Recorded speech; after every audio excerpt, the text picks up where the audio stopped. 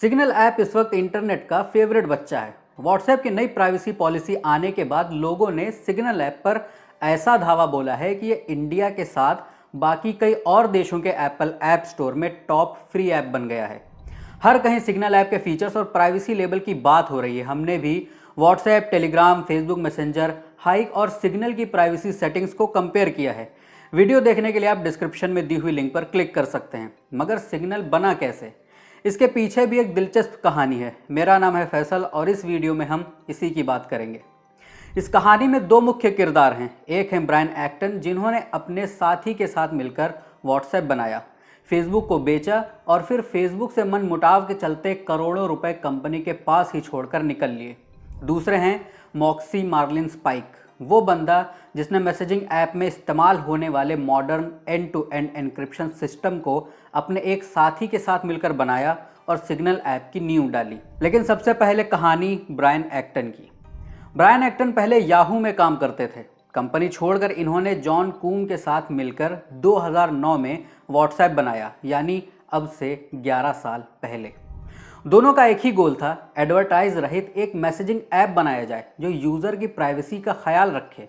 Brian और इनके साथी ने 2014 में व्हाट्सएप को फेसबुक के हाथों बेच दिया, मगर इस शर्त के साथ कि व्हाट्सएप भविष्य में भी ऐड नहीं दिखाएगा। मगर फेसबुक ठहरा एक एडवर्टाइजिंग जाइंट। व्हाट्सएप फाउंडर्स की हालत बकरे की माँ कब तक खैर मनाएगी वाली हो गई और वो वक्त आ गया जब व्हाट्सएप नामक बकरी फेसबुक की छुरी के नीचे आ गई। को फाउंडर और फेसबुक के बीच ऐप को मोनेटाइज करने को लेकर ही विवाद हो गया। मोनेटाइजेशन मतलब कि ऐप से पैसे कैसे बनाए जाएंगे। सितंबर 2017 में ब्रायन एक्टन ने फेसबुक को अलविदा कह दिया, साथ ही अपने $850 मिलियन यानी लगभग 6000 करोड़ रुपए भी छोड़ दिए। कुछ महीनों के बाद फरवरी 2018 में ब्रायन ने $50 मिलियन यानी करीब 350 करोड़ रुपए इन्वेस्ट करके मॉक्सी मार्लिन स्पाइक के साथ नॉन प्रॉफिट सिग्नल फाउंडेशन बनाया। ब्रायन इस फाउंडेशन के एग्जीक्यूटिव चेयरमैन भी हैं। इस फाउंडेशन का मकसद लोगों को प्राइवेट बातचीत के लिए सिक्योर और एन्क्रिप्टेड मैसेजिंग ऐप मुहैया कराना। इसी फाउंडेशन के तहत प्राइवेसी सेंट्रिक सिग्नल ऐप बना। ब्रायन ने 6000 करोड़ रुपए क्यों छोड़ दिए? अब एक नज़र एक्टन के छोड़े हुए $850 मिलियन पर डाल लेते हैं। व्हाट्सएप के लिए फेसबुक ने $19 बिलियन की डील की थी, यानी लगभग 1.4 लाख करोड़ रुपए। फेसबुक ने $4 बिलियन कैश में चुकाए, $12 बिलियन के शेयर दिए और अलग से $3 बिलियन रेस्ट्रिक्टेड स्टॉक के रूप में दिए। ब्रायन ने जो $850 मिलियन छोड़े वो इनके हिस्से के रेस्ट्रिक्टेड या इन्वेस्टेड स्टॉक थे। ये वो स्टॉक होते हैं जो आपके लिए ही होते हैं, मगर उसके लिए कुछ शर्त होती हैं। व्हाट्सएप और फेसबुक के अग्रीमेंट में ये शर्त व्हाट्सएप में ऐड डालने की थी।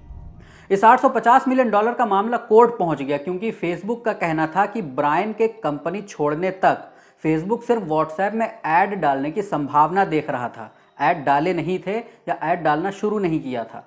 बहरहाल ब्रायन ने पैसा फिर छोड़ ही दिया। शायद इसके पीछे एक आत्मग्लानि रही हो कि इन्होंने अपने ऐड विरोधी और प्राइवेसी पर फोकस करने वाले प्रोडक्ट को फेसबुक जैसे एडवर्टाइजिंग प्लेटफॉर्म को बेचा। मगर जॉन कूम 1 साल और फेसबुक के साथ जुड़े रहे और अपना इन्वेस्टेड स्टॉक लेकर निकले। कहानी मॉक्सी मार्लिन स्पाइक की।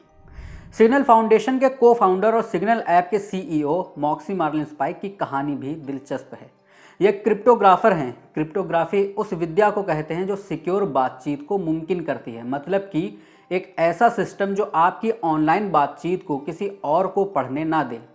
मॉडर्न ऐप्स में end to end encryption Moxie Marlinspike और इनके साथी की ही देन है। मार्लिन स्पाइक ने 2010 में विस्पर सिस्टम नाम का सिक्योरिटी स्टार्टअप बनाया। यह इस कंपनी के सीटीओ या चीफ टेक्निकल ऑफिसर भी थे। इसी स्टार्टअप के तहत इन्होंने एन्क्रिप्शन से लैस टेक्स्ट सिक्योर नाम का मैसेजिंग ऐप और रेड फोन नाम का कॉलिंग ऐप बनाया। 2011 में ट्विटर ने विस्पर को खरीद लिया। मार्लिन स्पाइक ट्विटर की सिक्योरिटी टीम के हेड बन गए। ट्विटर ने रेड फोन ऐप को बंद कर दिया, मगर फिर बाद में इसको फ्री ओपन सोर्स सॉफ्टवेयर के रूप में टेक्स्ट सिक्योर के साथ रिलीज कर दिया। मार्लिन स्पाइक ने 2013 में ट्विटर छोड़ दिया। ओपन विस्पर सिस्टम्स नाम का एक ओपन सोर्स प्रोजेक्ट बनाया। यहाँ इन्होंने टेक्स्ट सिक्योर और रेड फोन का डेवलपमेंट जारी रखा। फिर ट्रेवर पेरिन के साथ मिलकर सिग्नल प्रोटोकॉल बनाया। यही protocol end to end encryption कहलाया। 2013 में मार्लिन स्पाइक ने एक कॉमन कॉन्टैक्ट के जरिए व्हाट्सएप को फाउंडर ब्रायन एक्टन से जुड़े। और सिग्नल प्रोटोकॉल के बारे में बात की। यहीं से दोनों एक दूसरे के संपर्क में आए। सिग्नल प्रोटोकॉल को सबसे पहले फरवरी 2014 में टेक्स्ट सिक्योर ऐप में फिट किया गया। फिर 2014 से लेकर 2016 के बीच ओपन विस्पर सिस्टम की छोटी सी टीम ने व्हाट्सएप, फेसबुक और गूगल जैसी बड़ी बड़ी कंपनियों के साथ काम करके सिग्नल प्रोटोकॉल को इनके प्रोडक्ट्स में फिट करवाया। यहीं से व्हाट्सएप का एंड टू एंड एन्क्रिप्शन चालू हुआ, जिसके बाद टेलीग्राम जैसे दूसरे ऐप्स ने भी इस सिस्टम को अपनाया।